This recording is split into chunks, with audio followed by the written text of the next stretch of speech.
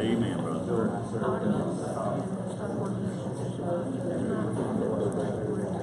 Oh, sure.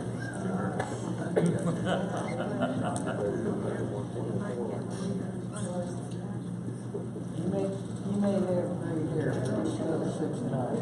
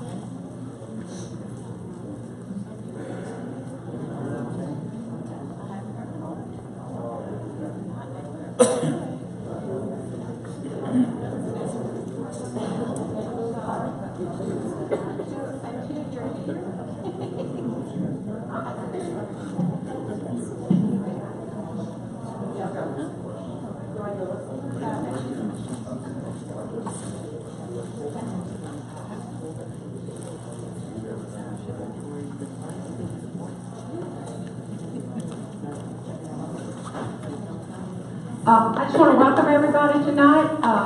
We're excited to see everyone here. This is what the Republican Party does. We have great candidates that qualify this year, and we're really excited about having them. And so the only way we as the party can showcase them, our candidates at an even keel, where we're not showing anyone partiality or anything, is to put them before everyone so that everyone can see who they are, compare them, see who goes closest to your values and your priorities, so that you know who to vote for. Because an educated voter is much better than an uneducated voter. Because I remember when I was young, I used to vote and go, "Ooh, I like that name." Well, voting for a name does not always work out. So anyway, I'm going to ask Micah Gravely to come up right now and lead us in our prayer and pledge, and then we'll go from there.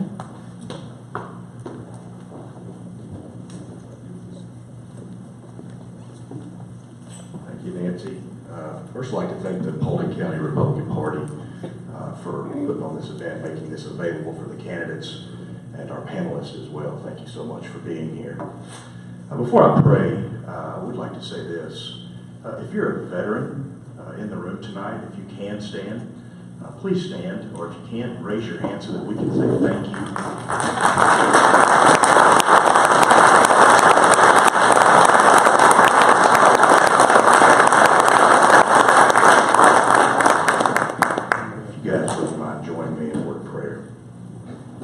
Father God, we thank you for this evening tonight. We thank you for the blessings that you've given to all of us, especially Paulding County. Most importantly, we thank you for the saving grace and salvation of your Son, our Savior, Jesus Christ. Father God, we ask that you would give clarity of mind, articulation in speech to the candidates that are here tonight, that they may convey their message, their policy outlook, and their goals for the positions that they're running for to serve this community. And Father God, I would ask that you would bless their families as well. I pray that you would give them peace and allow them to be supporters and encouragers during the campaign season. Father God, as we go tonight, I pray that you would just be with us in conversation, in word and in deed. We ask these things in the precious name of our Savior and our King, Jesus. Amen. Amen.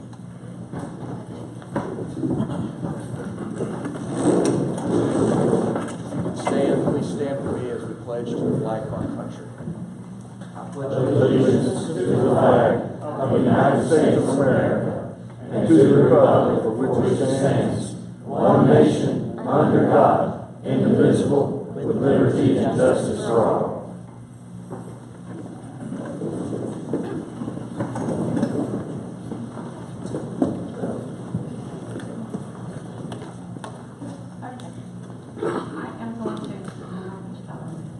I am going to introduce our, first I'll introduce our panelists over here so you'll know who they are. We have Mr. Bill Byrne, who is a Marine, and I don't have your, and she's the former chairman of Cobb County Republic, the Cobb County Commission. He was served 2 terms there. He's married to Babe Atchison Byrne from Paulding County. Isn't Miss Babe from Paulding County? Is what I thought. So I don't have the rest of your credentials. This man has done so much, so he's a great guy. Oh, he ran for governor of Georgia, and I'm sorry, Babe. But anyway, then we have Michael McNeely, and he is right now. Michael serves as the Assistant Deputy Commissioner with the Georgia Department of Juvenile Justice. He's a 2-term former Vice Chair of the Georgia Republican Party.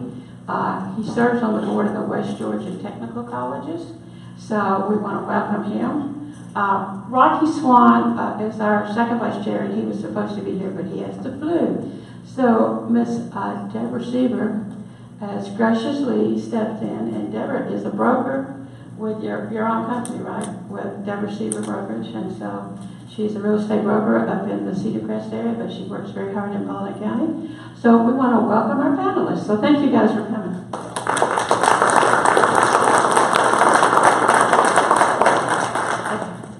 Our moderator is Louis Hunter.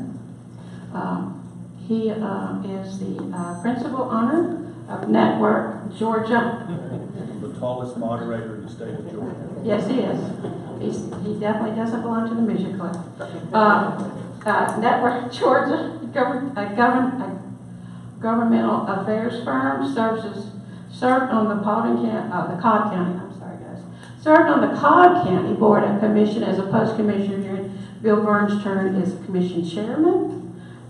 He served as Ted Cruz's grassroots co-chair. He's been very heavy involved with a political process in Georgia for over 20 years. We want to thank Mr. Louis. We have our 2 wonderful timekeepers here. They've done it, they're pros.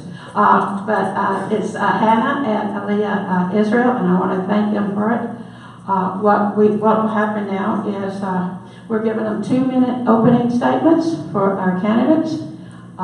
Then they will have a minute each for each question from our panelists. We also have some questions that some of the citizens put in, and we'll give them time to answer those. But let me go ahead and introduce our candidates real quick.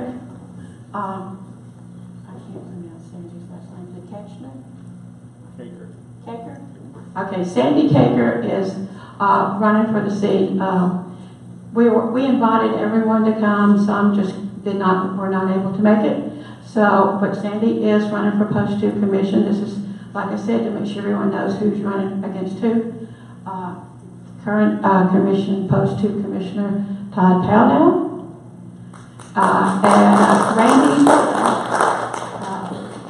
That's good old Randy. He's the. I'm sorry, Randy. His wife was my best friend when we were in high school.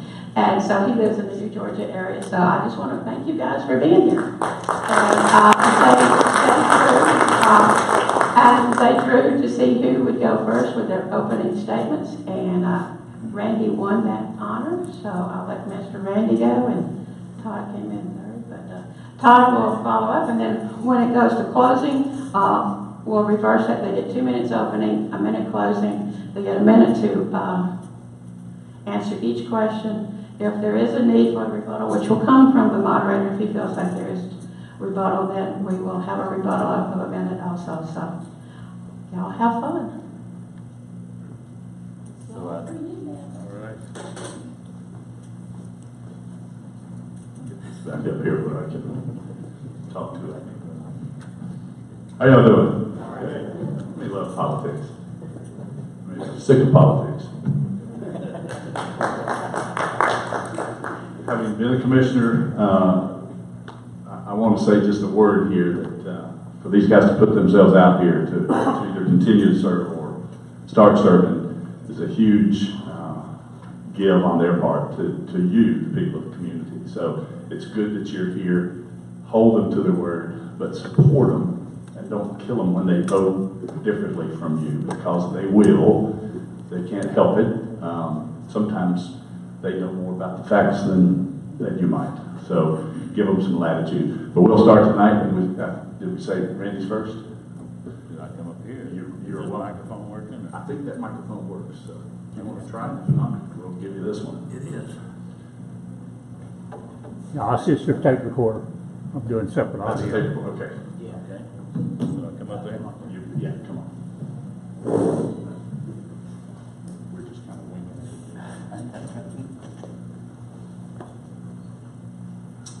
All right. I'm Randy Paulding. I am married to the only woman I've ever loved. So you can't ask for any better than that.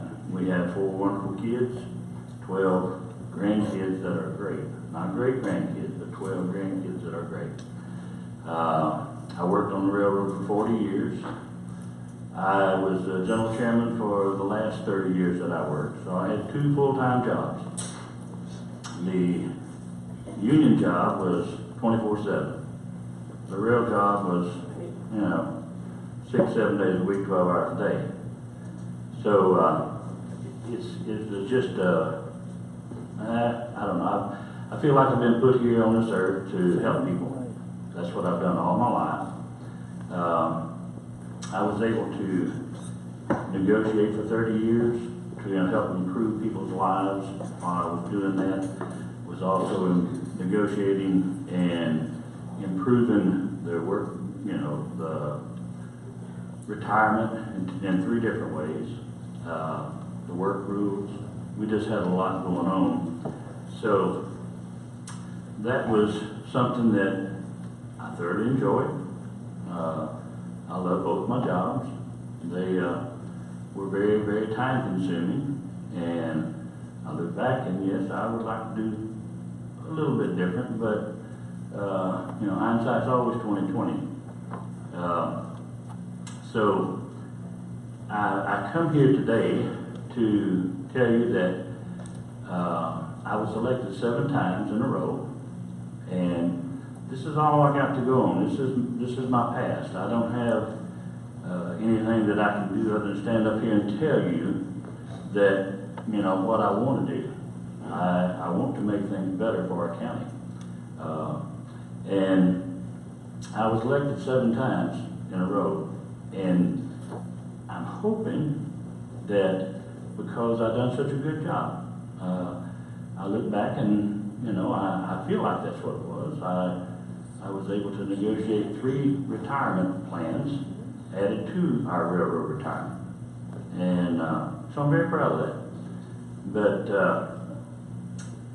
I come here today and certainly am wanting to let you know that all I want to do is help people. Not to excuse me, not to fuss and argue and fight, but to help. That's what we're all supposed to be doing. We still have neighbors, and we should be helping them. I think that's something we've lost, and I'd like to see our county come back to that. I'm very, very proud that I was elected 7 times. Now, I'm looking forward to being elected 7 times as county commissioner here in Post 2, so I want to live another 28 years. So, with that, I can stand up here and tell you lots and lots of stuff, and you got no way whether knowing it's true or not. I can tell you anything. What I've told you is the gospel, and you can check it out. Call Cleveland. That's where our main office is. I still our main office.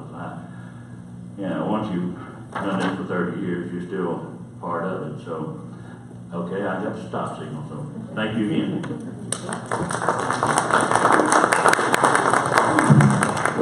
Okay, Todd, we're going to give you a couple of extra minutes there. Girls, if you would allow him 2 more extra minutes.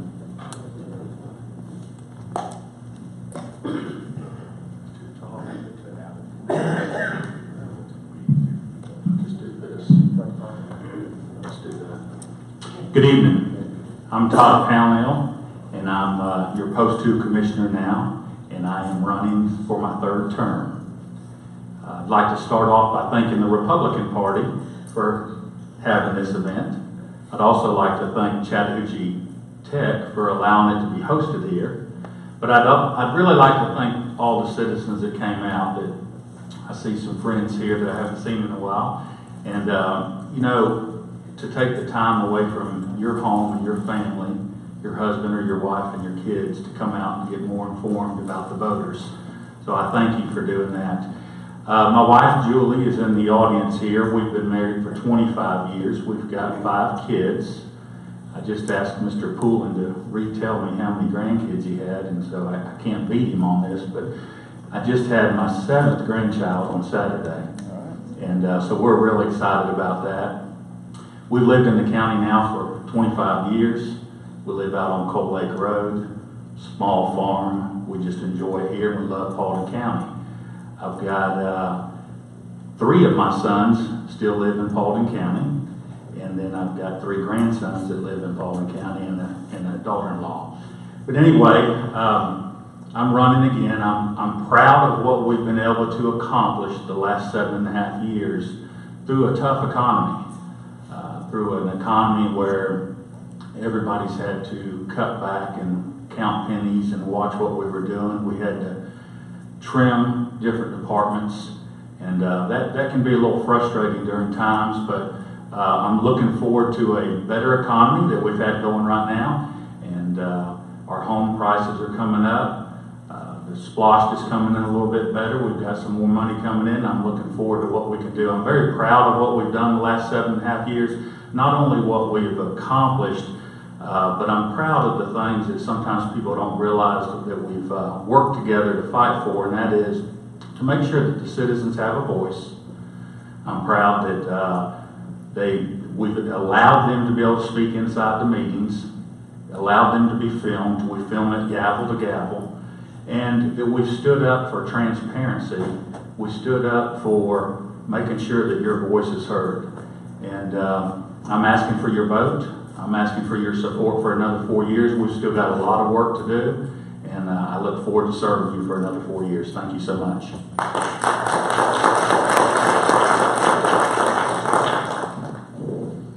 Okay, since there's only 2 candidates here tonight, I think the best way to do it is we'll just start with the questioning. Please be very aware of the timekeepers down here. Let's keep our answers into the 1-minute range, and that way we can get more questions and give these folks more answers. So we'll start with Chairman Bill Byrne, and let him start with the questions and just work our way down. And I think we'll let each one of you answer each question. If you're both okay with that, since there's only 2, we might as well hear from both of you each time. But let's do keep our answers as close as we can to the 60-second timer. Mr. Chairman. Thank you, Louis, and thank you both for committing to serve Paulding County and to run for public office. These are difficult times in Paulding County and the state of Georgia. But Georgia, by population, as both of you know, is the 8th largest state in the country, and by 2030, 4 million more people are going to be moving into the state of Georgia. And the majority of those people will be moving into a 13-county regional area. Having said that, I think one of you is going to have a very difficult choice to manage along with the rest of your board. And it has to do with transportation. And the Board of Commissioners didn't have a say in this, but you're going to be required to manage it, and it's called regional transit. 10 days removed from state lawmakers' approval of House Bill 930, which creates a 13 Metro Atlanta County area where mandatory transit is now in your hands, not our lawmakers.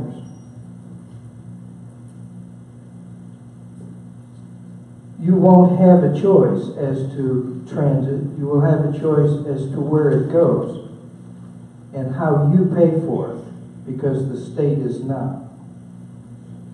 Have you had the time yet, or have you evaluated the options as to how regional transit is going to impact Paulding County?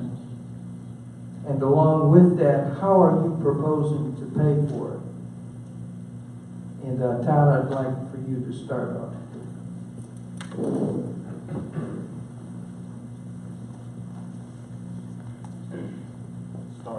Start off with a, Okay.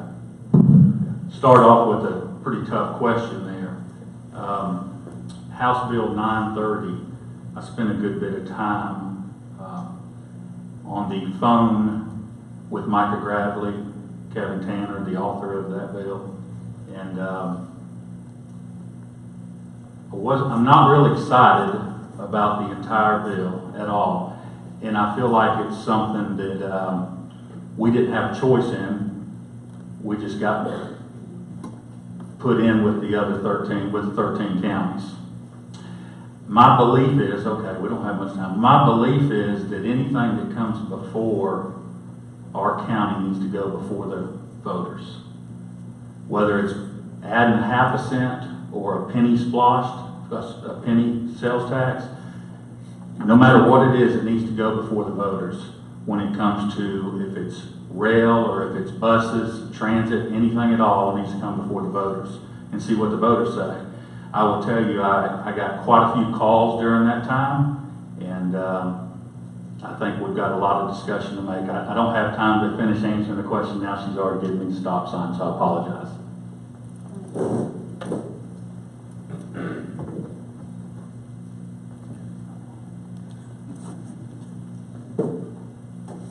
Well, this is totally new to me.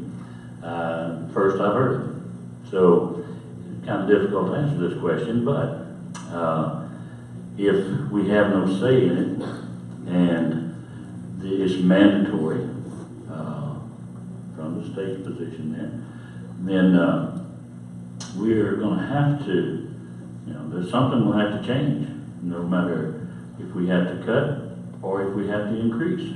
And that's something that takes lots and lots of study and a lot to look at.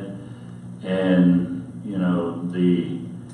the increase in taxes is something that, you really want to think hard about, because a few presidents ago, he made a promise not to raise taxes. Well, that's not a promise that you can make, because you do not know the circumstances. You don't know what the future holds. So it's something we all have to look at, and I'm stopping. The next question, gentlemen.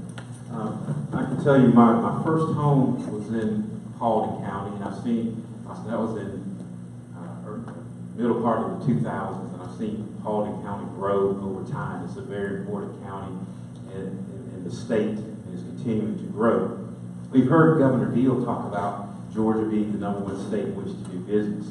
How do you see your role in ensuring that Paulding County is growing with jobs and overall economic development, and how that would contribute to our state's growth, again, in your position here in the county?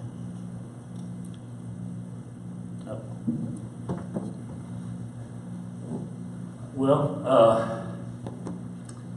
we have, in my looking at things, we have nothing to offer. We don't have any mode of transportation other than the airport.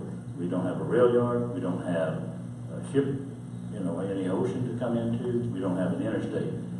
So our airport is the only mode of transportation, and the only thing that we have to offer to entice new business. And I don't want another Hartsfield, but I think that our airport has to be promoted and help grow so that we can entice new business to come into our county. And without that, we are going to be sitting and other counties are going to be growing around us and we're going to be losing. So that's my take on that. We've got to work on something that we've been trying to work on. Of course, it takes tax dollars to be able to do that, and that's our infrastructure and sewer. That's got to happen and for us to be able to attract businesses here in the county. And that takes money. Right now, we've went through an economy that's been very tough. The tax dollars have been very tight. We're moving out of that. And we're working on some projects right now where we can help bring in different companies. I have to answer the question about the airport. We've got a general aviation airport. That's what was promised to the citizens of Paulding County, was a general aviation airport. Period, cut and dry. You can do a lot with that general aviation airport. You can do general aviation, corporate. You can do all kinds of things with that general aviation airport to help out the community. We do not need to change the general aviation airport to commercial. Does not need to happen, and I can show you the numbers, and hopefully I'll have enough time here to tell you about it.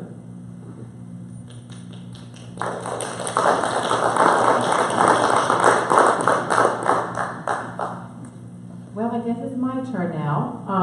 I did not come prepared. As you heard from Nancy, I kind of was like pulled in here at the final moment. But I'm very glad that I was, and to have this opportunity to ask the gentleman some questions. So I did have to borrow some questions, and I circled this one because I said, I want to ask that one. As a real estate, commercial real estate, really, broker, my passion and my heartbeat is to bring businesses into Paulding County. So the question for you gentlemen would be, what could your role be in creating a climate to encourage businesses to bring jobs to Paulding County?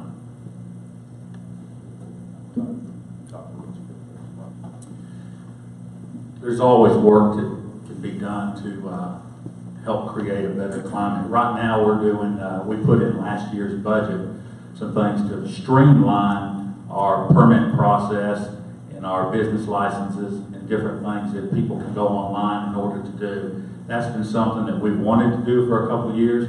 We haven't been able to, in a position to be able to spend more money to do it, but we're working on that. I think part of your question, it goes back to my statement a little while ago when we talk about sewer, bringing sewer into the county. We've got different areas where we have it, but we're going to have to work together through private and public partnerships in order to put the sewer where we need it to go in order to bring in those companies. We've got several on the line, on the hook right now that are wanting to come here, but they need the sewer, and we need to be able to do something with them to work together in order to make that happen. And we can do that, but it all goes back to cost a little bit of money. Well, I come back to the airport once again, because in my eyes of thinking, the main thing that's going to help us bring in more business is to have something to offer to these businesses, a way for them to get their product in and a way to get it out. I'm not looking for a Hartsfield airport by no means, but I do think that we need to take and expand, allow things to happen.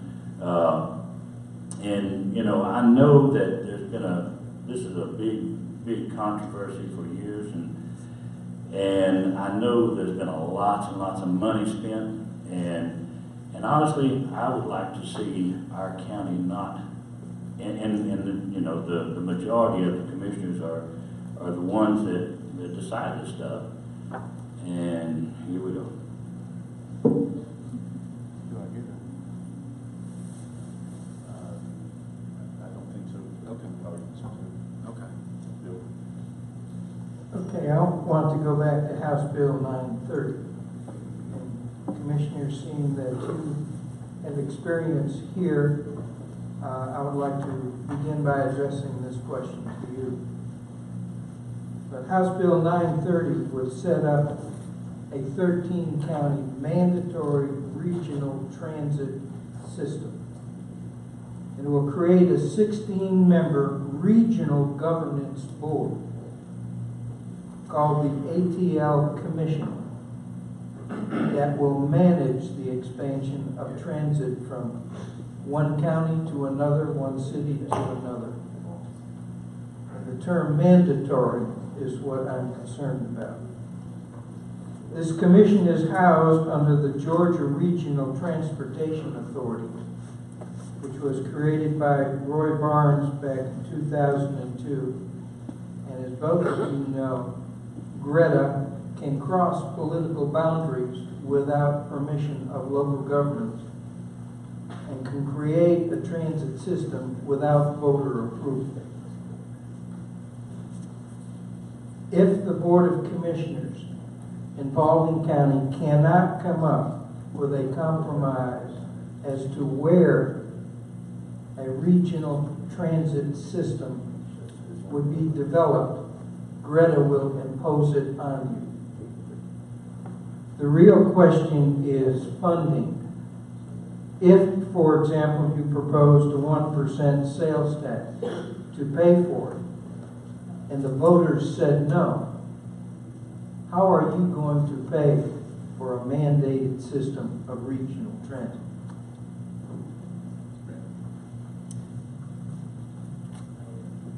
I don't have that big a pocket, brother, I promise you. The only other alternative would be that you would have to look at cuts.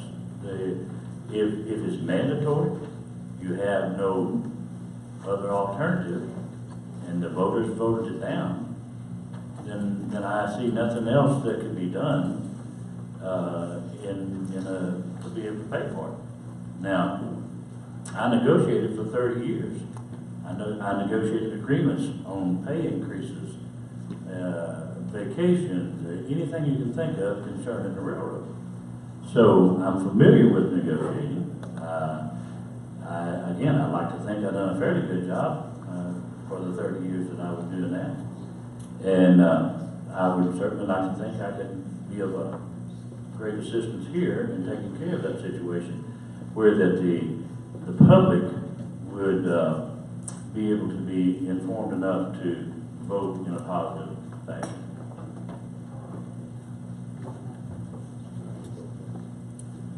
Mr. Burke, tough question.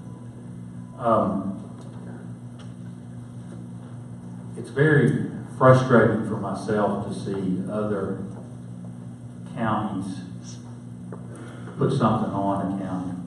What I would do is, for one, I would take it to the voters, we would see. But if the voters turned it down, the first thing I'd do before I took it to them was educate them about what's going on and what we've got to do.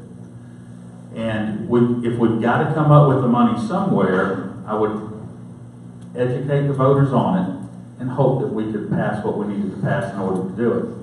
And if that didn't happen, we would have to go back to the drawing table, take a look at things, and see what we could do.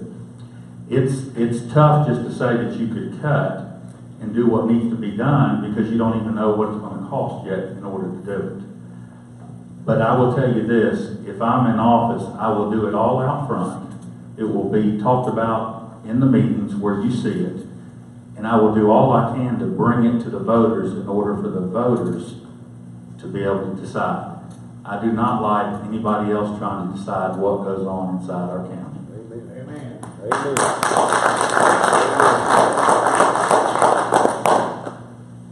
So at the end of your term, if you're elected, what do you want your accomplishments to be, your main accomplishment, one or two big things that you want to get accomplished?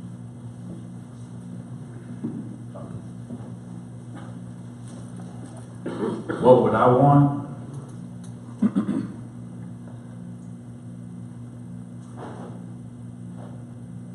We've got a lot of work still here in the county to do when it comes to our sewer and our infrastructure. We've got fire stations to build. We've got roads to improve. I want to be known as a commissioner that's going to stand out front, do it out in front for you, take care of the business in a meeting where you see it. I want to bring to Paulding County what's good to enhance your quality of life. I know for a fact that everybody that is here in Paulding County moved here because you wanted to live here. And that comes first. And at the end of my term, I want to be known as the commissioner that worked hard, was honest, was a voice of the people, and I protected and saved your quality of life. That's my number one thing. And when it comes to outside interest, whether it's somebody wanting to commercialize the general aviation airport that was promised to be general aviation, or it's somebody wanting to bring in a bus system, MARTA, call it what you want, ATL, as long as you're standing right there with me, I will continue to stand strong and fight and do what's good for you, for our kids, your kids, and future generations to come. I give you my word. Whatever it takes, I'll stand there and I'll do it, even if I'm alone. Thank you.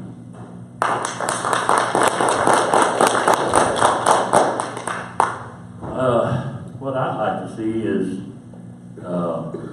that our school systems are safe, our teachers are safe, our kids are safe. There's so much going on in our country these days that, to me, that's something I'd like to be remembered for. I would like to be thought of. This is basically why I'm running. I want to be remembered as somebody that helps people. I've done it all my life. I'm not going to change. If brother right here wins again, I'm still going to be helping people. I feel like the good Lord put me on this earth to do that very thing. So I'm going to be helping, no matter in what degree it is. And I'd like to see our county that is not, and again, this is all new to me, but I'd like to know that our county is not fighting among ourselves. We're not a county known for suing itself. That's something I'd like to see fixed. It's not good at all to bring in business with that kind of history.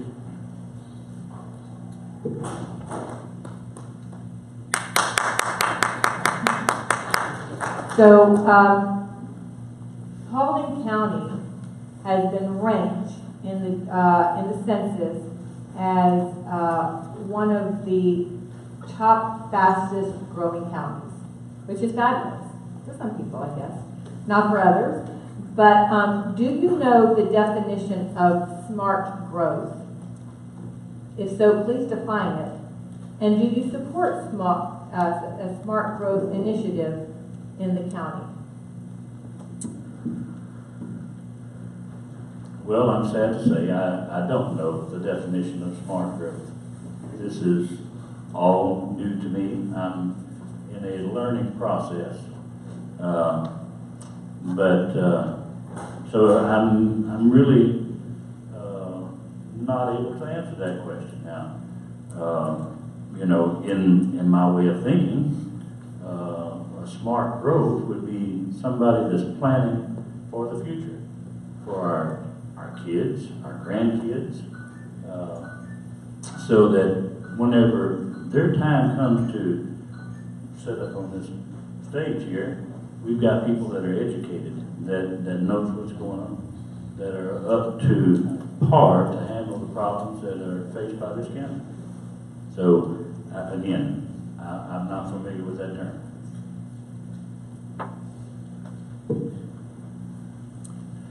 Smart growth. It's interesting that comes up. That came up in the 2004 campaign here in Paulding County a long time ago, 2004. Smart growth, I won't get the definition exactly right for you, but it's where you take communities such as maybe the New Georgia area or the Yorkville area, where you take communities and you try to diversify the housing out there in the road system. You try to come up with different businesses that can integrate inside that community. It's almost as if you make smaller townships.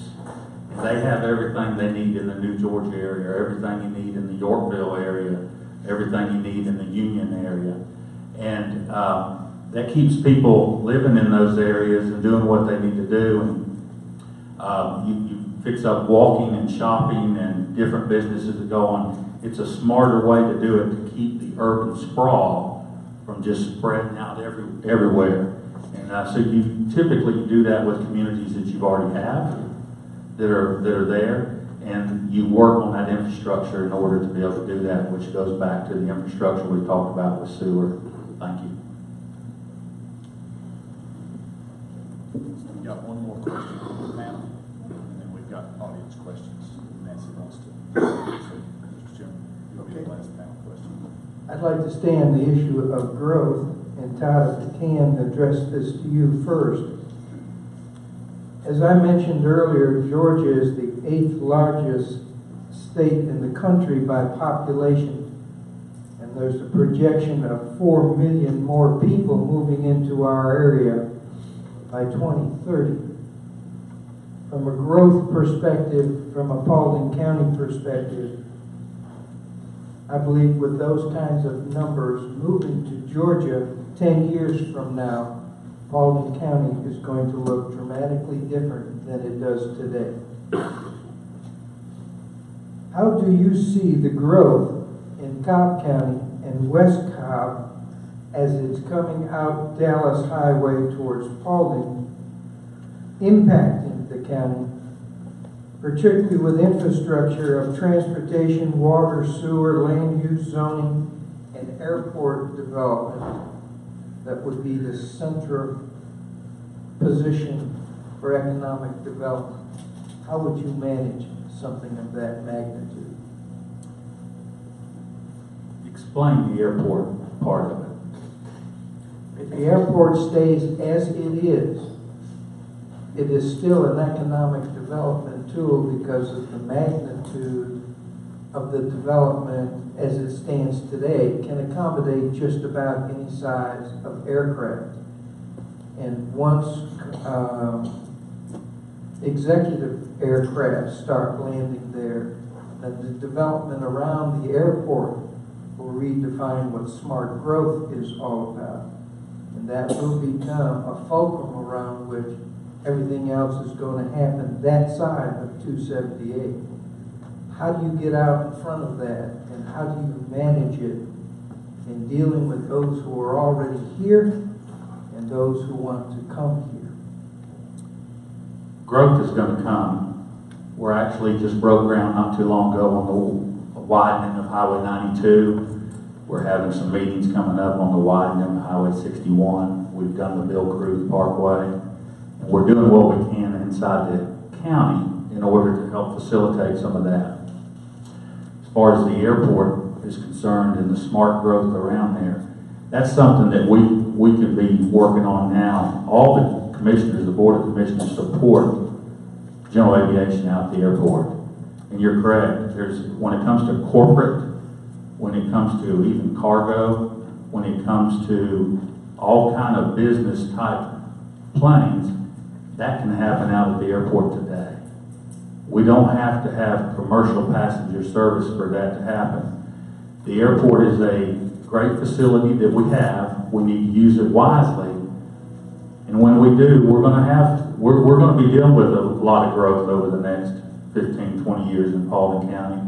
And we're going to have to work hard to be able to manage that and have those smart growth areas to be able to manage the growth and get the people where they need to be, and to move whatever's coming into the airport, corporate jets or whatever it is, to be able to move those people down the roads.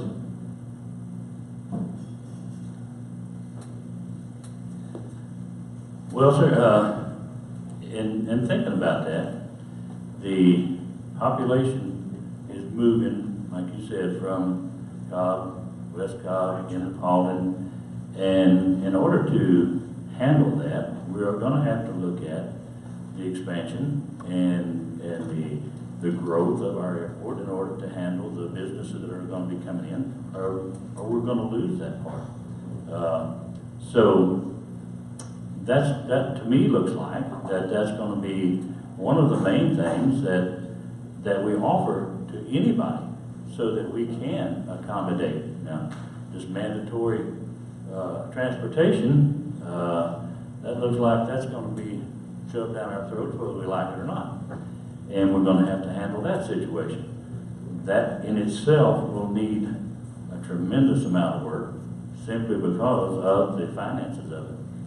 So, to answer your question, I think we're going to have to look at a long-term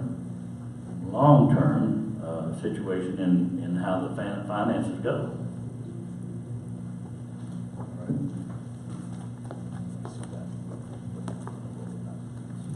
Okay, that concludes the portion from the panelists.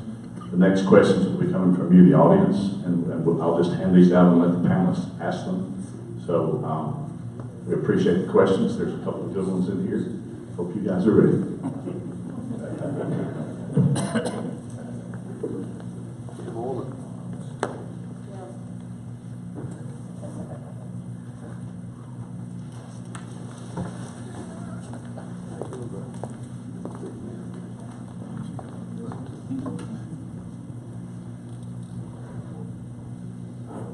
Michael, we'll start with you. Yeah, I'm just making sure I'm reading the handwriting. Okay. All right, so if elected, would you be in favor of terminating the county's commercialization lawsuit against the airport authority and firing BOC conflict counsel? And if so, why? Okay, yes, I am in favor of doing away with the suing of ourselves. Yes, indeed, I am absolutely in favor of that. It's a tremendous waste of money in my eyes, and the majority of our board of commissioners have control of that. Now, and to me, the lawyers that are being paid now, they'd be out of job. I mean, as far as handling that case, so we wouldn't have to fire them. There just wouldn't be nothing left for them to do, because I think it ought to be resolved and immediately. And again, personal opinion, we all have ours, you know, we're all entitled to them, and from what I see, it is a waste of money. I happen to think that we're protecting the taxpayers. In fact, I feel like we're saving between $20 and $35 million. Conflict counsel came in not because of the conflict. Conflict counsel came in because the airport authority had an attorney. We had an attorney. Both of those attorneys were out of the same law firm. We got information in a lawsuit coming out of Atlanta, and we had to go get conflict counsel because those two attorneys could not represent out of the same firm the airport authority and us. So as far as conflict counsel, that's what that's about. I believe we're saving you $20 to $35 million. If you look at it, the next six years will be $20 million that they'll do. The lawsuit that we have going on right now, as far as the airport authority is concerned, is because Blake Swafford, the airport director, filled out an application, and that application was for commercial passenger service, the 139. He worked for the county. He worked for the Board of Commissioners. He was an airport director. He worked for the pleasure of the board. He did not have the right, nor did he have the authority to do it. So that's that. We're also suing Propeller Investments for not making the bond payments. You, the taxpayers, are paying right now, you paid so far $1.2 million in bonds just on the airport. The airport bonds that were not done. $1.2 million.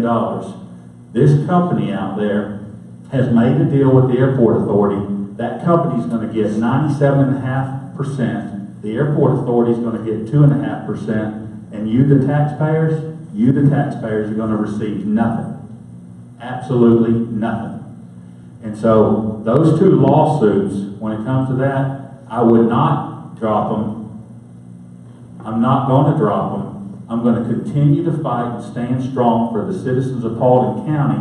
And the little bit of money that we're spending is nothing compared to what they're going to get you to spend in the next 6 years, $20 million. In years to come out of that, after that, $35 to $40 million. If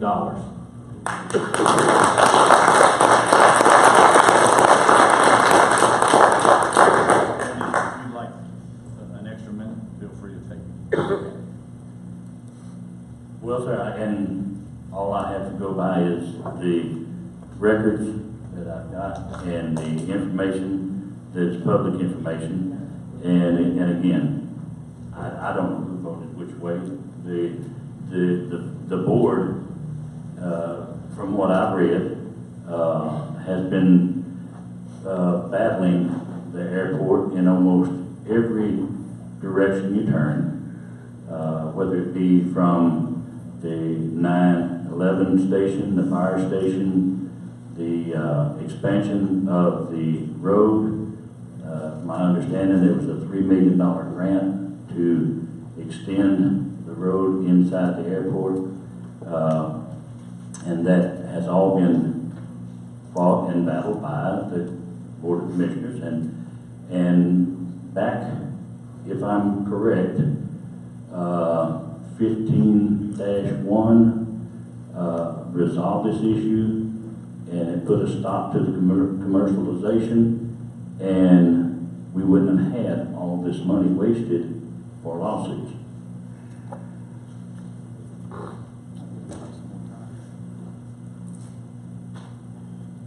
Bumping up against the end of it here. Let's take another question from the audience. Yes. Anybody wants to stay around, I'd like to talk. Someone from the audience would like to know, what are your plans to solve high roads traffic? I guess that would be all of it down 278. Okay. Well, it sounds like that the state's doing that for us. They're going to be busting us everywhere here, putting us on a MARTA train. I don't know. But the Hiram, God, has grown so much. I mean, to give you a direct answer, I don't really have one right off the top of my head. We've got a 4-lane road that runs all the way out to the airport. And that in itself, it needs to be widened. It looks to me like, you have traffic. Airport Authority that said they would pay him if he didn't, and we paid $1.2 million in bonds. We've also paid about $1.5 million in bonds from the IBA. What does that matter? IBA, same people sitting on the Airport Authority, okay? And I go back to this. It may be approaching that $500,000. We've been battling it out for 4.5 years, but in my heart of hearts, I feel like what we're saving you is your quality of life and about $35+ million that's going to be spent over the next 15 years that they're not telling you about.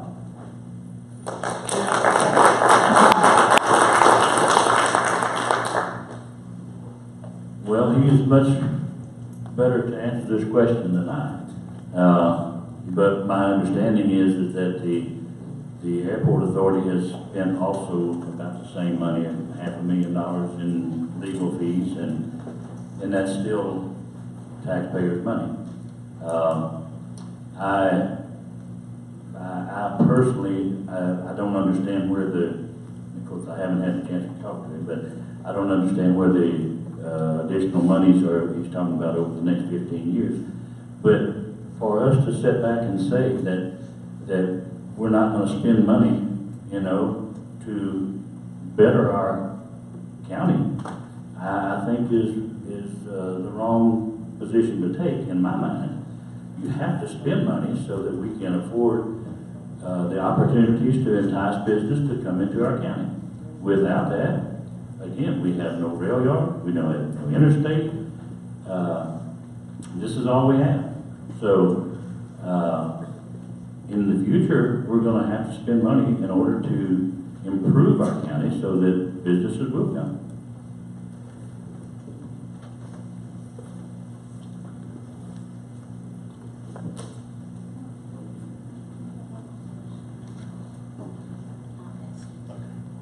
I'll ask it. Let me borrow your mic. We do have one last question. It's just a point blank question that was asked, and I did tell everyone I wanted to say this question to the last. It's just point blank. Do you approve or disapprove of the Paulding County Airport going commercialized passenger service or not? Pure and simple. I was told not to let anybody go until I at least asked that question. So, I mean, I know we skirted around it, but they just want a point blank answer. And then I'll give you the mic. You're too kind. Well, just point blank, the commercialization of the airport is not that easy to say point blank. That I'm in favor or not in favor of passenger service. If that is necessary to entice the business that we have coming into our county, yes, at that time, I think it should be. But I certainly don't want another Hartsfield. I know that, again, I'm going from what I've read. There's 10,000 acres that Atlanta owns, and they have said that they could come in and build an airport twice the size of Hartsfield. I don't want that. I promise I don't want that. But I don't want our county to sit back and not have the chance to grow because of us fighting ourselves.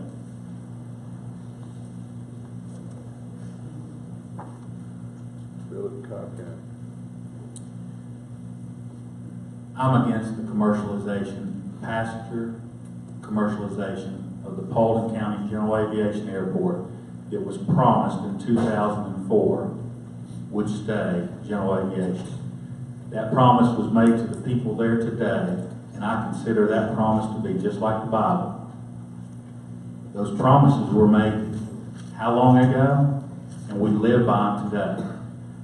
The promise was made, no commercial would be a part of it, general aviation only.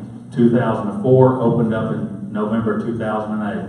I apologize for saying this part, but the same people that have not made it successful as general aviation want to change it and go to commercial. Commercial passenger service will not work in Paulding County. It's failed. It will not work. The numbers don't work. Brett Smith wants to take 97.5%, give the airport authority 2.5%, give you nothing. Don't forget, wants to give you nothing. Absolutely nothing. All right? Promised in November of 2013 it would bring 20,000 jobs, put all kind of things on the screen and filled you full of fluff and bluff and everything else, and made all kind of promises. They spent $18,000 to do a survey, the airport authority, the airport authority, the Chamber of Commerce, and Propeller Investment, to find out what was the 20,000 jobs going to be. 55 jobs, part-time, full-time, and seasonal. Don't sell out your quality of life, folks. Don't do it. I won't stop fighting. I've proven that. I will continue to fight against the broken promises that were made not only to the people of Atlanta, to the people of Paulding County, but the city of Atlanta. There was a broken promise made to them. We will never be blessed by breaking the promise.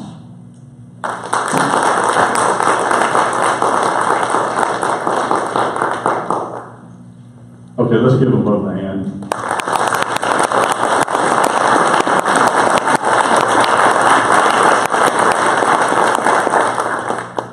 Having have answered the questions the very best they knew how. They've answered your questions, and they've sat here and smiled at each other, and shook hands and was over, and that is a testament to the good people of Paulding County, so you should be proud of that. You each have 1 minute for your closing statements. I strongly encourage you, because there is another debate coming right up after this one, talk to these folks. They've got more to say. You've got more to ask them. This is an hour's worth, so it's not going to give you everything you want, but they're good folks. So don't be afraid. They'll talk to you.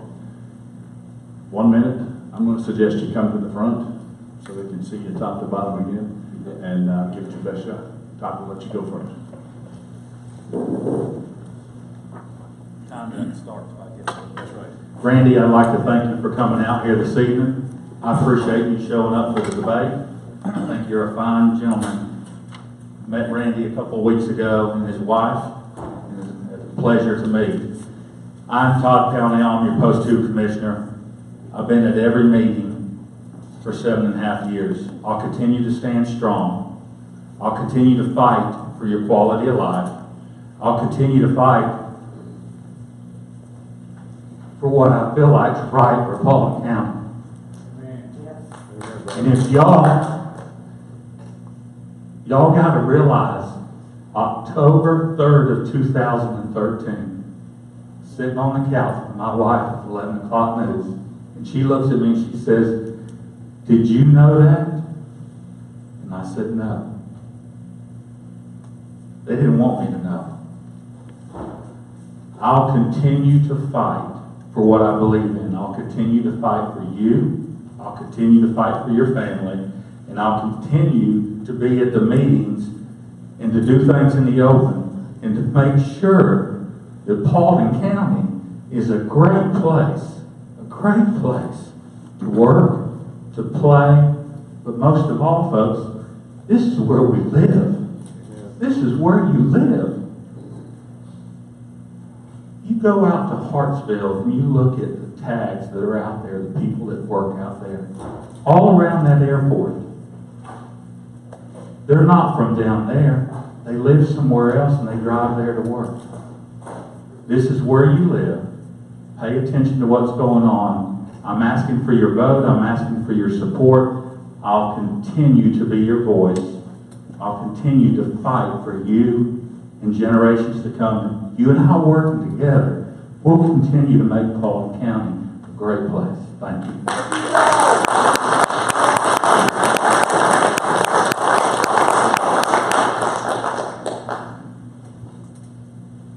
We're going to go 2 minutes here. I'm gonna close a little differently. This is all new to me, but what I'm fixing to read to you is very near and dear to me. And I hope I can get through this. I read this at my mother's funeral. It's been talking to me for years and years. So this isn't political. This is something from my heart. And the title of it is What Heaven Means to Me. It says, when I picture heaven, and quite often I do, I may not think about the things that mean the most to you. Like jasper walls or gates of pearl, so beautiful to behold, or mansions standing everywhere on streets of solid gold. For that's not what appeals to me. It fills my heart with bliss. Because I've never had enough of that to get me spoiled, I guess. The human mind can't comprehend the beauty there to see. But this, my friend, is really what heaven means to me. It's a place where night will have vanished away, and the ages of time will be one long day. The weather will be perfect, and the food will be fine, and we'll never have to hurry, because there'll be no more time. And up there in heaven, we won't ever cry. There's no bills to pay, and nothing to buy. There'll be no more sorrow, or one bit of sin, and the sting of death will never be felt again. And another thing, to me, will make heaven so fair, is my mom and dad will both be there. And looking so young and fair to see, not old and wrinkled like they used to be. And I want to kiss Mom and hear her whisper in my ear, I've been waiting for you, son. I'm so glad you're here. And Dad will say, boy, there's no more fears. And we'll sit down and talk for maybe 100 years. try to imagine the thrill, if you can, of getting to meet all the old saints and getting to shake their hands and hear all the stories of the things they've done and maybe live right next door to old James or John. Oh, it's going to be wonderful if we can make it through to this beautiful place that He's made for me and you. But all that I've mentioned won't even compare to the main thrill that awaits us when we get up there. And that is to see Jesus, the one who died for me, and to live in His presence throughout all eternity. I'll just sing forever without a trouble or care. That's what heaven means to me. I hope I meet you there. Now, I said that simply because this is my heart. So, that's all I have to offer. Thank you.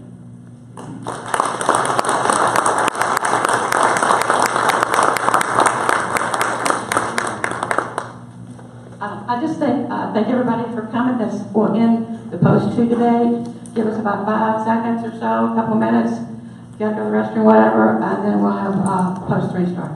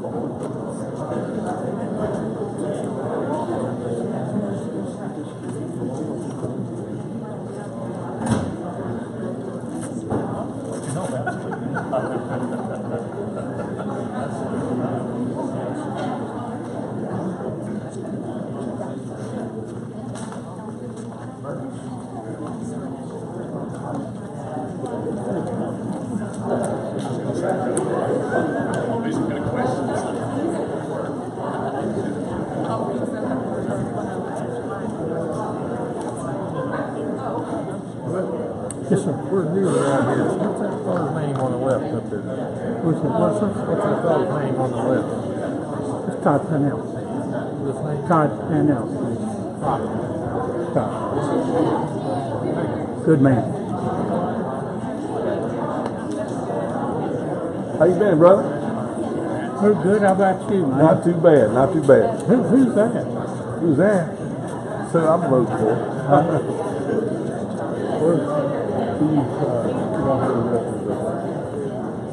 Yeah, I'm working for Joseph in one house and house.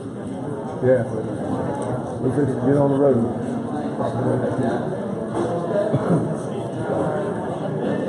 Brother, he lives over in my neighborhood. Huh? He lives over in my neighborhood. We were at that same tea party in 2009. Oh, wow. It's good news. Yeah. Pretty good shot. We were shooting a lot. Well, I mean, he's got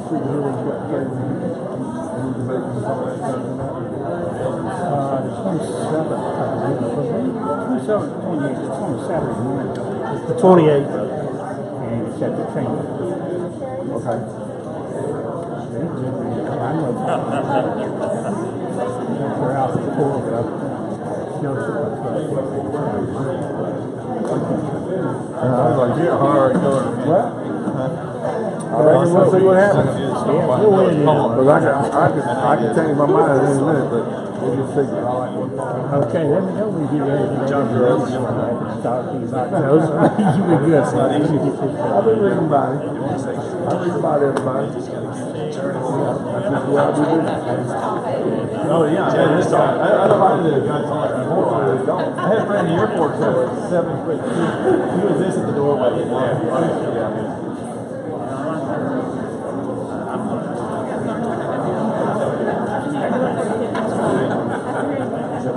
They're enjoying it. As long as you want to.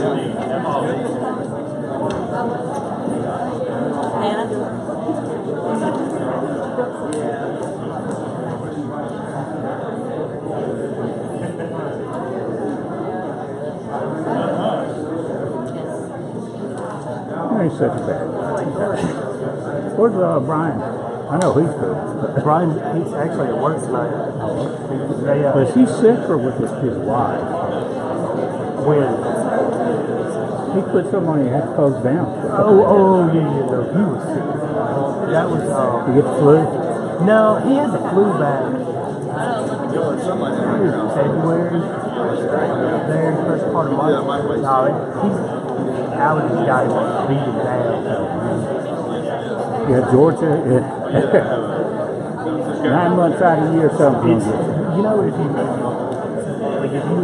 susceptible to allergies, Georgia from a weather and latitude, longitude, plant life perspective, Paulding, it's like one of the worst places for someone with bad For a allergies. human being. And our people off in Northern Europe were not used to this stuff. Right. I moved here from Montana. Montana? Montana. They made that.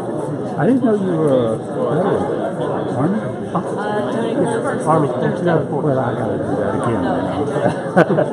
Of course, I was back, we were wearing gray uniforms and carrying muskets. Now I did 64 to 67. Right. But still same Army. Yeah. If Brian like those, Say this. You know what? That's the one thing that we keep talking about is no matter what. Hopefully didn't get to that. both of them.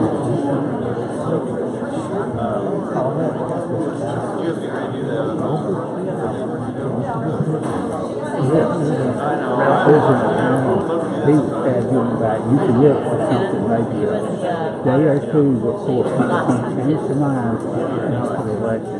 Right. They're really good. You get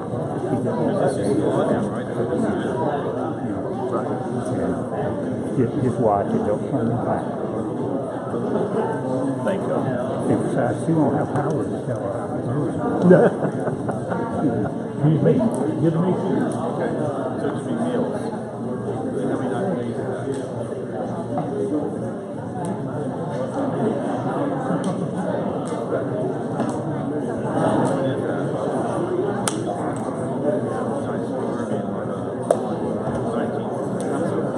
Yeah, okay.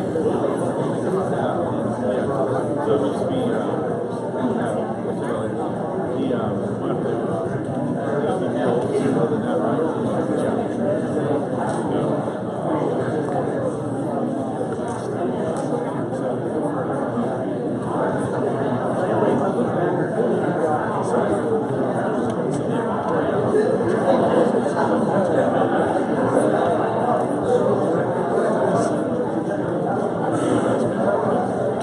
Kind of lonesome for this.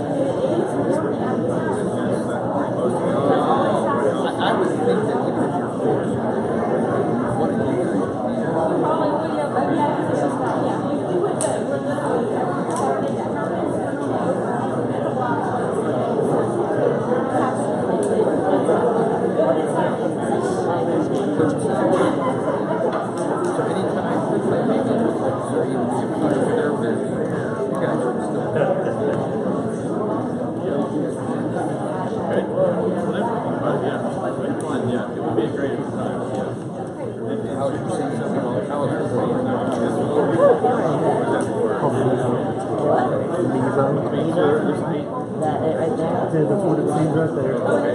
And you have the ability to live stream. Take the live. Instagram.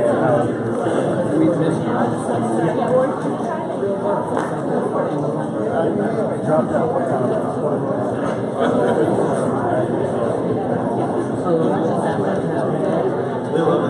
Yes. Well, now it's not. It's not.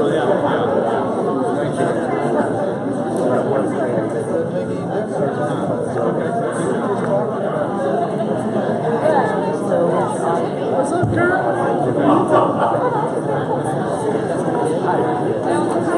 Louis. How are you, son? Good to see you.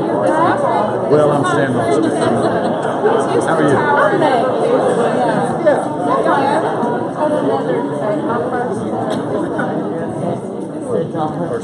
I know, thanks. I'm sorry, I'm new at this. Kind of feels like a thing. Still in training. Well, you got your signs up. Yeah, the way I do it, it's like that.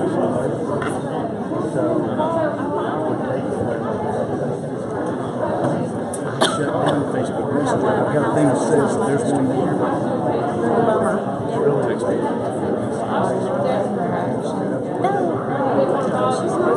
No, she's not. You're right. John's gonna be, and Howard's gonna be retiring, so you gotta make up your mind. So, can you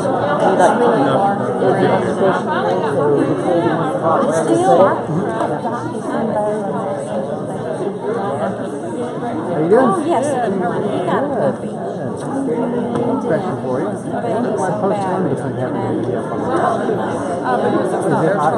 Oh, so the other three at the same time? These three are all at the same time, and then those one is the chairman and the First one is, I'm trying to make sense. John's work, kind of more power, so do three at that time and two at the other time. Good to meet y'all. You too, good to see you again. Different thing. Busy. Hey, Virginia. Hey, I'm done. This one will go pretty quick before you guys show up. You don't get to enjoy some of this debate? It's more like a conversation.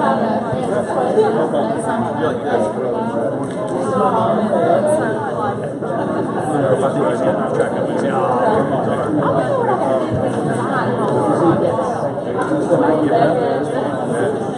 didn't mean most of it. I'm still learning though. Good to see you.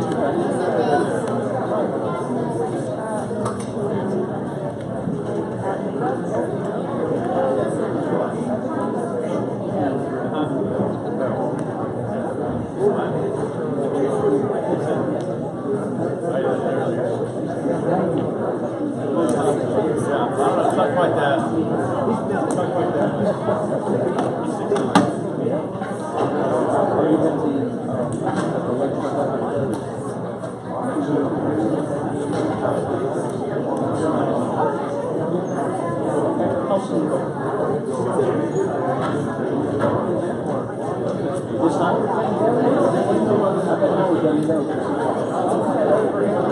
I'm going to go ahead and run. First one is, I'm going to go to one. Well, I will. Are you doing that? Okay, I'll be down. Yeah, I told you that. I sent you that. Come on. Okay. But yeah, I can do that. We can ride my mark. Got plenty of room.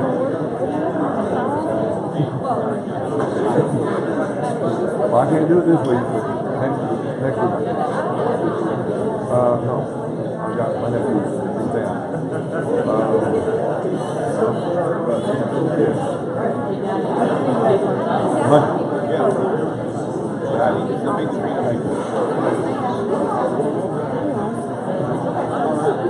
All right, I'll see you next week. No, yeah, my bus driver.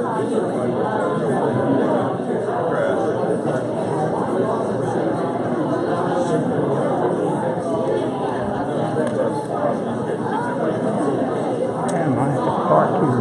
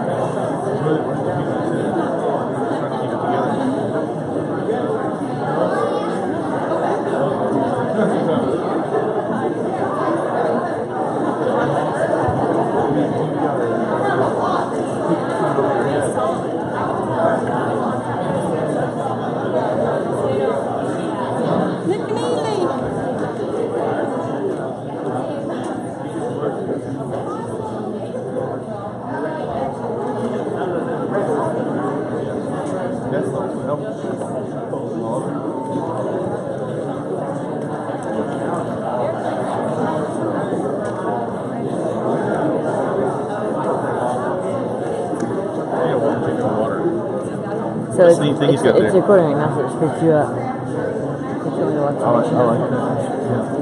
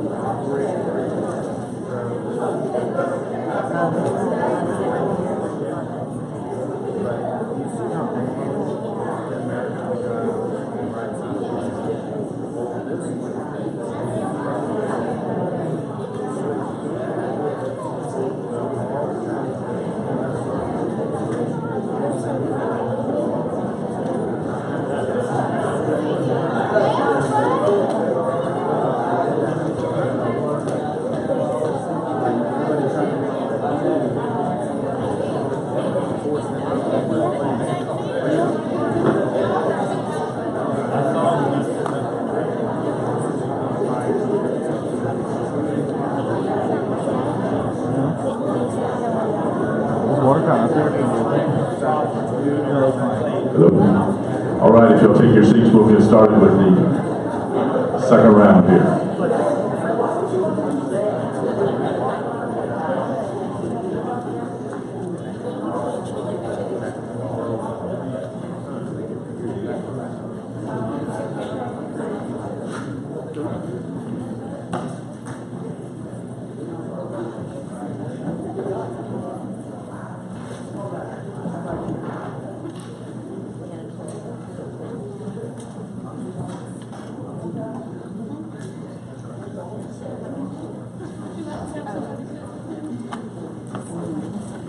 Thank you, guys. Let's get started here. We're thankful that everybody came. We invited each and everyone here. Our post three candidates, our great post three candidates are the incumbent, Mr. Vernon Collette, and his opponent is Chuck Hart. Now, Chuck told me that he had a conflict tonight. He would be out of town working, but I did give him the opportunity to do a video and send it in, but I don't think he didn't respond back. So, but anyway, sorry that Chuck couldn't, but you know, sometimes you just can't get everybody's schedule. So, anyway, I am going to turn it back over to the moderator, and we'll go from there. All right. I'm not sure we can call this a debate since there's only one person. Yeah, we can make him move seats and you can think it's a lot. They're all going to sound alike though, I'm just telling you. We'll start with an opening statement and then we'll just go to some questions. We'll ask a few from the panel and then we'll let the audience ask. And it's always good to be the one guy here, so I'll turn it over to you.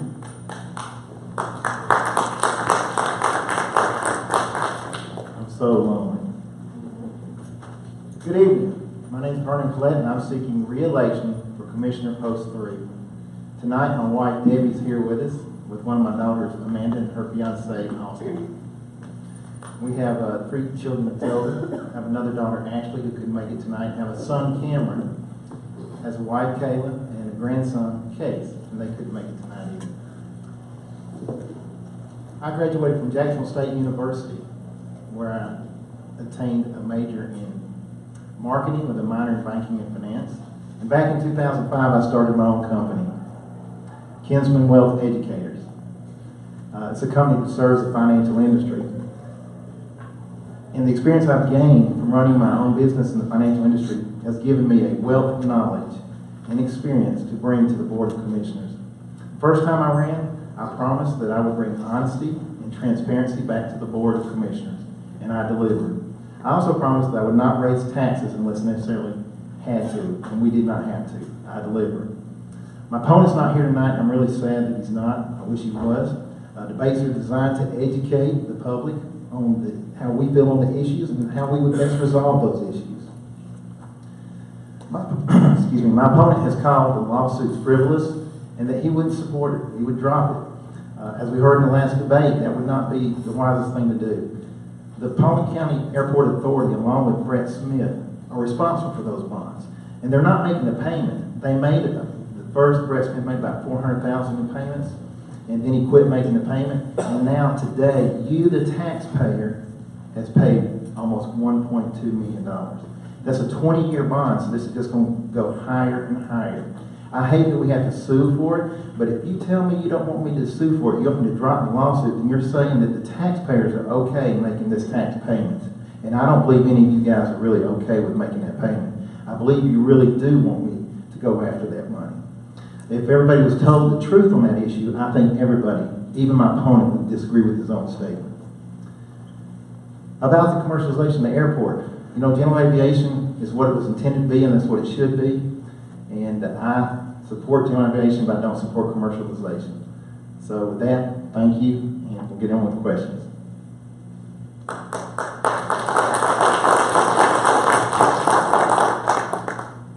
Well, Commissioner, welcome this evening, and thank you for your service as a district commissioner, and most appreciative of your willingness to ask the voters to send you back. That's a commitment to your community that few show. So thank you for both. Well, you're welcome, and thank you, because I was in Cobb under you for a while. I sincerely believe in the years ahead, 3 to 5 years, that Paulding County is going to face an explosion of new growth. And I think it is incumbent on the leaders of the county, both political and business leaders, to come together with a growth plan, be it a land use plan, a zoning plan, however you want to label your plan to manage the growth that's coming. So the things that have impacted the counties around you in a negative way don't impact you in a negative way. And I think infrastructure is a very important ingredient in managing growth.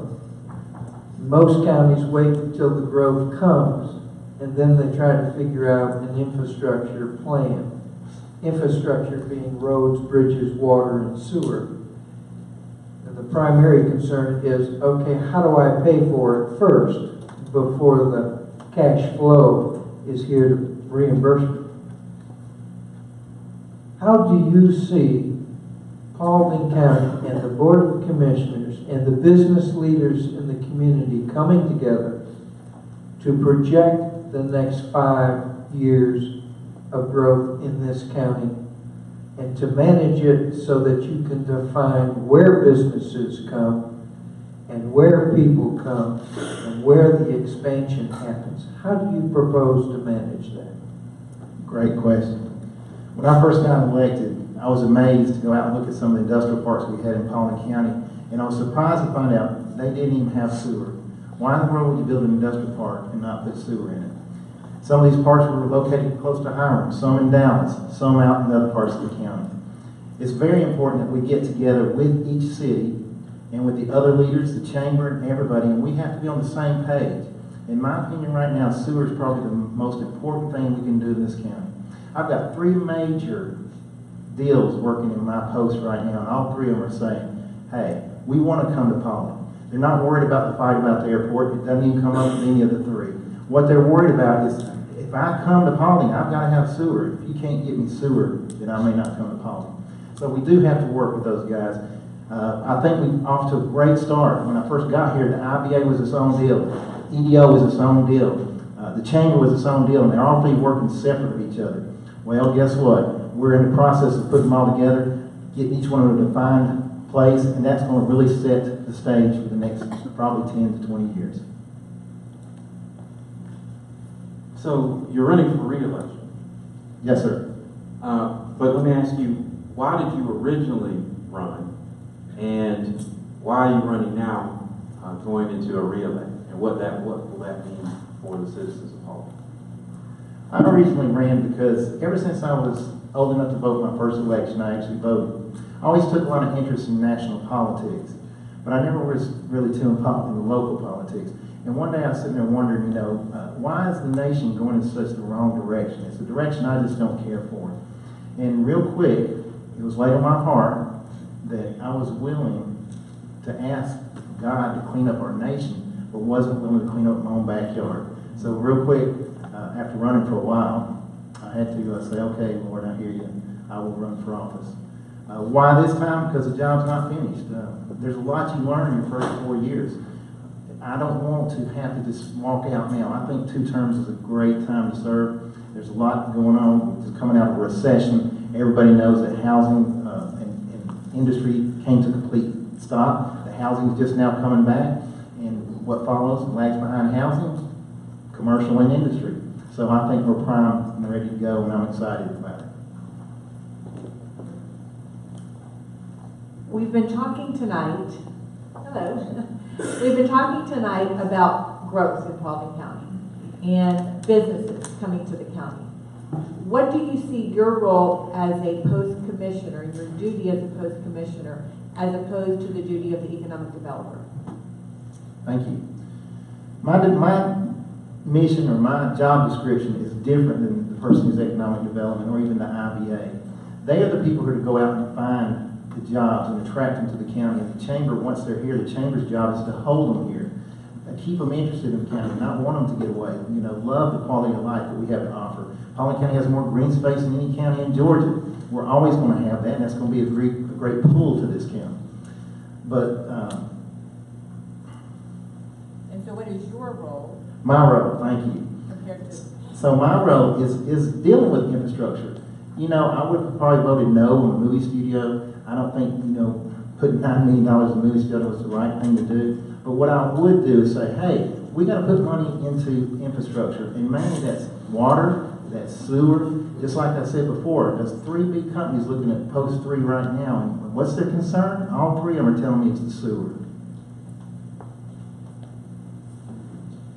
For those folks who believe that government's primary responsibility is public safety, protecting its people and its structures, how do you see yourself and the Board of Commissioners working with the sheriff to attract quality candidates to come in as deputies with regards to benefits and salaries and support functions that are able to be competitive on a regional basis and not train them and lose them for higher wages to an adjacent county? How are you working with the sheriff to ensure that he is able to protect all of the citizens and all of the structures and facilities in the county?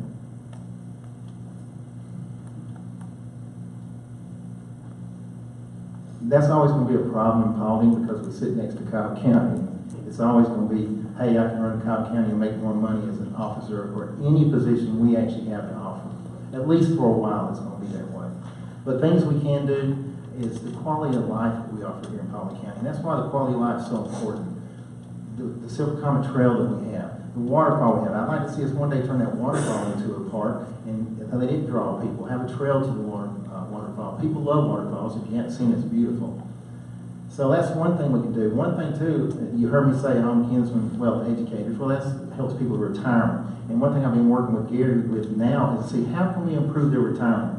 Because money is not always the bottom line, but if you can show people a better quality of life and say, hey, not only that, when you retire, because of what we've offered, what we've set up, you're going to have a better retirement than they can offer you over there. And I think that's one way to hold those people and keep them from going somewhere else. Because just because you go somewhere else for money doesn't mean you're going to be happy and doesn't mean it's always what you want it to be.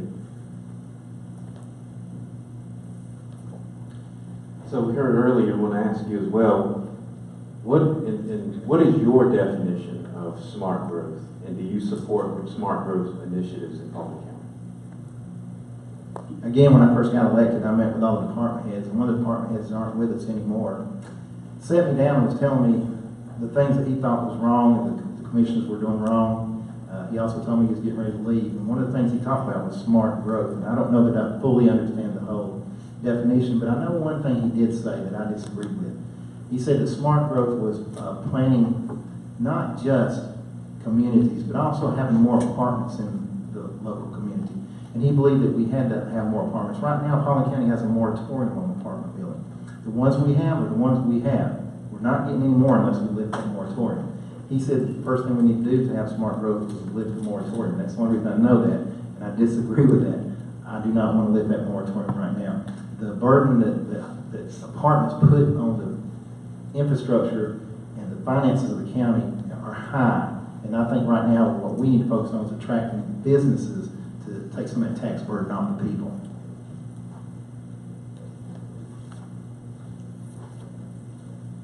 We're all about defining definitions, so I'm going to ask you, what is the difference in defining your job in comparison to the county commissioner's job, the chairman of the county commissioner's job? Once again, when I first got elected, the first thing I did was look up the enabling legislation, and I recommend everybody in this room do that. Read the enabling legislation because it tells how our government is supposed to function. One thing I found that I read in there and I love about the way Paulding County is set up is that you have 5 commissioners. All 5 commissioners are equal. Not one has more power than the other. 4 commissioners are part-time. Their jobs are a little less. We deal more with department heads. The full-time chairman is paid a full-time salary, but he also has to deal with the day-to-day operations. He has to do the budget because he's full-time. He has to do things like nominate people, but he can't nominate someone and just place in that position. The other 4 commissioners are part of that decision because our role is important too. And so that's the major difference is that he's really looking after the day-to-day operations. We're all focused on the budget. We all have to deal with the budget. He just presents the budget and then we make changes to it and vote on it. In your opening statements, one of the comments you made is Paulding County is one of the leading counties with open green space. And that is certainly true. But what is equally true is the reason that that is true and that almost half the county has yet to be developed. Therefore, by definition, that's a significant amount of open space or green space. But if the growth of our region and our state is as what has been projected to be, and Paulding begins to grow as anticipated, are you willing to invest and support a concept of creating and purchasing parkland for future development? And if so, how would you pay for that? In my opening statement, when I said we had all the green space, and I should know this, I do know this, it's not coming to me right now, I think it's 26,000 acres, and it may be more than that. Most counties don't have that. That 26,000 acres is already in a WMA type situation where we can't touch it. We can never build on it. We can't put parks on it. It's always going to be green space. It'd be limited to what we can actually do. And we're even talking about purchasing some more. We do have plenty of parks in the county. I don't think this time we need any other parks. Maybe the waterfall, that would be it. But yes, as people come to the county, they do need places to have recreation. So I would support that. The way we've been doing it is let SPLOS pay for it. The only thing bad about that is SPLOS builds bricks and sticks, but it doesn't do maintenance and it doesn't pay for salaries. So every time you build a park, you have to be aware that next year you have to manage that park. So that's something you have to keep in mind. So, talk to us about your feelings on the legal cases between the airport and the county, and where you stand on that, and where you think we need to go. The legal case, like I said in my opening statement, I would not drop the cases. It is in the court system. We had to hire conflict counsel. Todd explained what conflict counsel was because the same law firm represented 2 county entities, so we had to go to outside counsel to get attorney representation. The one law suit, I think is important. The movie studio is a bad deal for this county. It's not talked about though. Why are people not upset with the movie studio? We got almost $9 million in it. The reason they're not upset because it was an actual vote taken on the movie studio. It was a 3-2 vote. 3 people voted to go forward, 2 people voted not to. but 3 is a quorum, and they won. So it was voted on. It was done transparently and out in the open. The airport was not done transparently. It was done in another county. We know they broke the Sunshine Law because their own attorney said in court that they broke the Sunshine Law.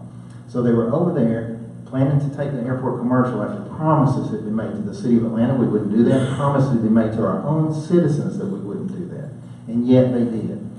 And that, I could not go back on those promises. And also about the last lawsuit real quick, is like I said before, that is just to get back the money that we're owed. You have a broken contract right now with a man that said he would make the bond payments and he's not doing it. Let's get our money back. Thank you.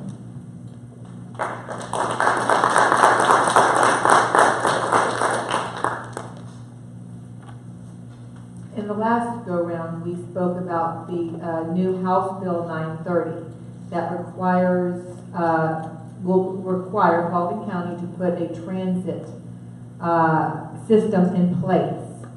I have 3 questions for you about that. Okay? Write it down. Okay, number 1 is, what kind of transit system do you support? Where will it go? And how will we pay for it?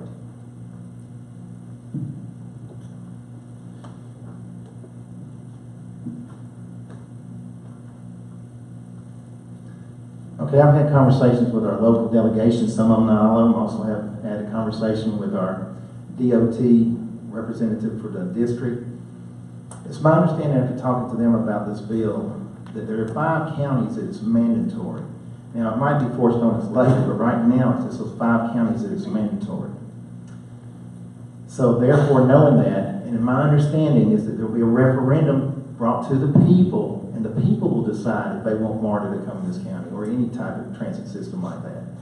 I'm not really for any transit at this time. I moved to Paulding County to get away from Cobb County, to get away from Atlanta. We do need more businesses here, but that's not the reason I moved to Paulding County. So the type I want probably right now, I'd have to say, is I'm going to fight against anything right now. If it happens and gets forced on us, then we'll cross that bridge, but I'll still fight it, and I'll fight it until the very end. Where will it go? Well, since I'm not supporting it, I don't think it goes anywhere. I know there's a group of people who want this because a commercial airport can't survive without transit. A commercial airport has to have a MARTA-type transit system to survive. And without it, it will not survive. So that's why there's going to be some people who are going to fight for it because they want that commercial airport and they want that transit system. To pay for it is a 1% 30-year tax. I'm against that. I'm just telling you right now, I'll fight it all until y'all tell me not to.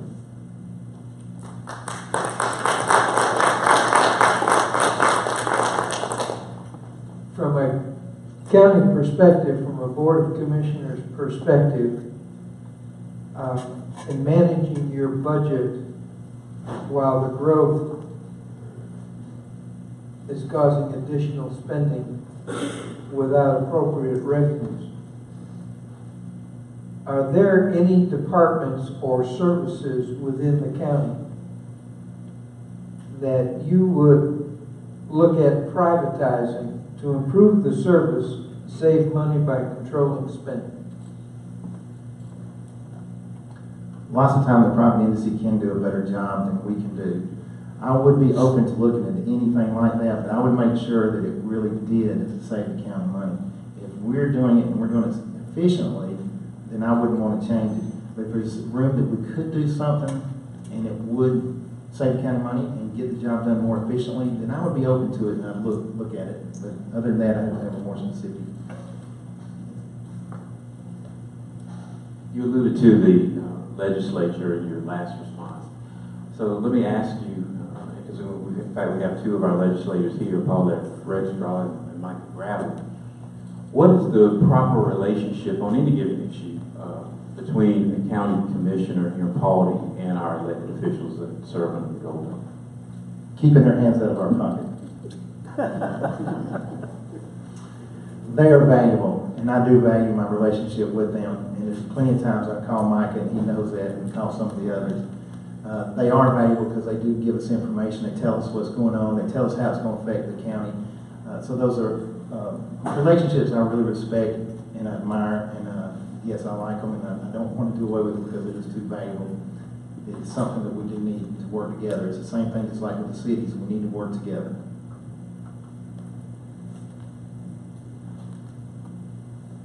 At the end of your term, what would you like to look back and see as your greatest accomplishment? A lot of sewer.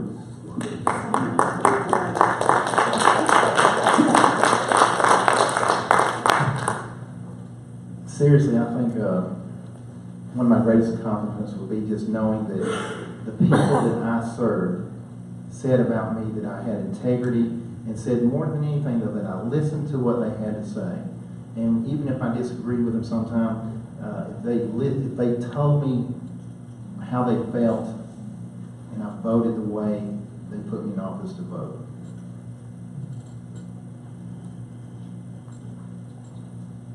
Okay. This is an issue that I think is enormously important for Paulding County as citizens, as a business community, and for the political leaders. I firmly believe that when traffic becomes congestion, you can't fix congestion.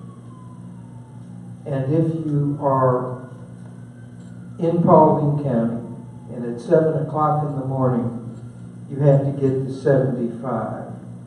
You have to go down Dallas Highway. You can walk faster than you can drive. That's congestion. Or if you go down 278 towards 285 and pass through Hiram, that's congestion. That's not traffic. Whether it's 7 in the morning or 4 in the afternoon, it's a quality of life issue. I believe that Paulding County has a choice to make. Either become a part of the congestion or draw your own conclusions by bringing people and businesses here that don't require traveling out of the county, but supporting those in the county. But that would be a dramatic change from the land use plan that governs the zoning decisions that you make. From a philosophical standpoint, what is your viewpoint on those two choices? I honestly don't feel like we have a choice. I think it's something we have to do. But this all sets and rests back on the sewer issue. Remember, I've said it already twice. There's 3 big deals just in my post alone. One of them's talking about 1 million square foot building. They aren't coming if they can't get sewer. They've already picked Paulding. This is where they want to be. But if we can't get sewer to them, they're not coming. How many jobs would that be? I don't know. They have not told us that yet. But I am doing everything in my power to keep them here and to get sewer. I'm doing everything in my power to help the other 2 also. Is it going to happen? I don't know for sure. But yes, you're right. You know, another thing, when I first got elected, and I looked at 278, I went to our DOT guy and said, why in the world's the 278 through Hiram go like this? You know, one level here, one level here. And I was told because when they came through the 4-lane, they never anticipated that Hiram would grow the way it did. Now, you can talk why it did, and I've got my theories on that. But what I've done for the last 3 years, and Todd alluded to it, we just have got to where the state's going to do a study and see if we can't convert that road in front of Sam's Club, Target, and all that, make it a county road, convert it into an access road, and change some things, and then get rid of most of the stoplights between Bill Caruth and all the way up to Lake Road. And maybe only one stoplight and all there, but you'd only have right-ins and right-outs. But that's something we're looking at. It'd be very costly, and we'd need the state for that. Okay, that is going to conclude the panel questions. We have 3 questions from the audience. These will be audience questions. We'll just start and ask those, and then we'll let him have his final say, and we'll be done. Okay, for post 3, Commissioner, how are you going to bring high-paying jobs to Paulding County? Again, I don't know that it's my place to bring jobs to the county. It's my place to make sure this is a great place for them to locate. It's my job to make sure the infrastructure is there, that they've got water when they need it, that they've got fiber optics when they need it, that they've got sewer so that they can build. That's my job as a commissioner. It's the EDO's job to get the business here, and the chamber's job to keep it.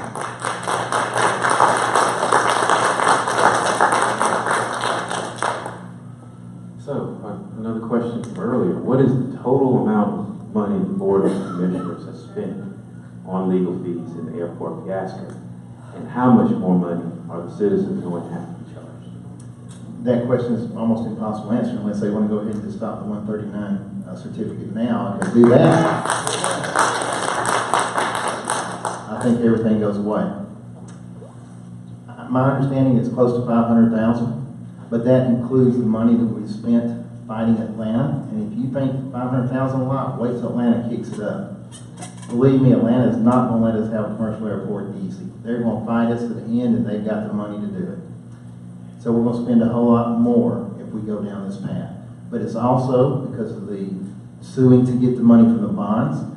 I don't like the idea that you have a man that signed a contract, a man with a company from New Jersey, comes down here, wants to have some improvements made to the airport. We get bonds for him. He promises to make the bond payments, makes maybe 2 or 3 of the payments, then says, I'm not going to make them anymore. Those that on the Paulding County Airport Authority, they don't have the money, honestly, to make the payments, and I really know they can't do it. But for us to get the money, your money, the taxpayers' money, because it's you. When he said he's going to stiff the county, he's stiffing you, the taxpayer. And you should be upset. You should be calling this man and telling him to pack up and go back to New Jersey. We don't need him. And so lawsuits are probably going to be here for a while and may get more expensive unless they said, okay, no 139.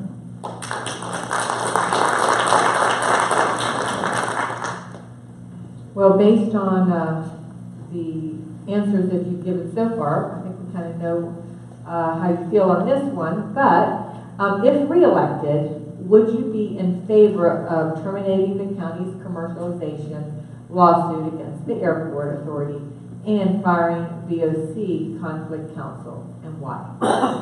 Yes, I've answered that probably 2 or 3 times already. I would not be in favor of that. I said if everybody knows the truth of that, I think they wouldn't be in favor of it either. A lot of half-truths are being said out there, and I don't appreciate it because you need to know the whole truth. And the truth is that we do need conflict counsel right now. He's been with us from the beginning. The city of Atlanta is not going away. It was made, a statement was made by our chairman that he would just soon fight Atlanta without any representation. I think that would almost be a violation of our oath when we got in office. Our oath says we will do everything in our power to protect Paulding County, the citizens, and the money that they bring to the county. And not fighting this, to me, is a violation of that oath. So don't come up here and say you're going to take the oath and say, hey, I'm going to drop this, because it's going to cost more money in the long run. If we went in court against Atlanta without representation, a judge would not look favorable on that. They would probably win, and we'd probably owe them millions. We've got to do this. I hate it as much as you do, but again, the solution is stop the 139 and it all goes away.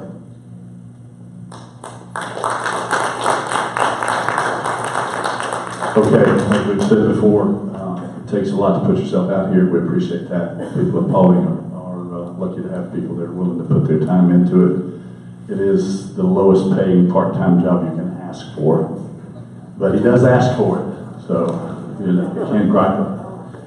We're going to do a closing statement, 1 minute. Just step up here to the front, let them take a look at you, and good luck. First of all, I'd like to thank everybody tonight. I'd like to thank Kyle Votek, and I'd also like to thank the Republican Party for doing this. As your commissioner, I kept you, the citizens of Post 3, engaged by giving you a voice. I met with, talked to, and most importantly, listened to you. When you said no tax increase, I listened. When you said don't buy the SunTrust building, removing a prime piece of commercial property from the tax roll, I listened. When you told me you wanted our airport to remain as it was intended, a regional general aviation airport, I listened. When you told me that you don't want MARTA, I'm listening. I hear you. I know what you're saying, and I will fight to keep MARTA out. Thank you so much for giving me the chance to represent you on a county, as a county commissioner. It has been one of the greatest honors of my life. I ask for your vote May 22nd. Thank you very much.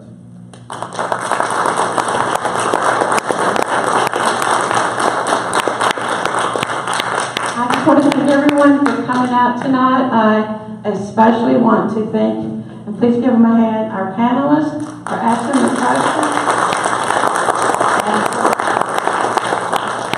Louis for coming out here and moderating. I appreciate it all. I'll just let you guys know, we will be back here Thursday night with, at 6:45, not 7, 6:45, and we will be here with starting with the Board of Education first. And after that debate, we will start with post 4. So I look forward to seeing all of you guys on Thursday. So y'all have a good Wednesday, and we'll see you later.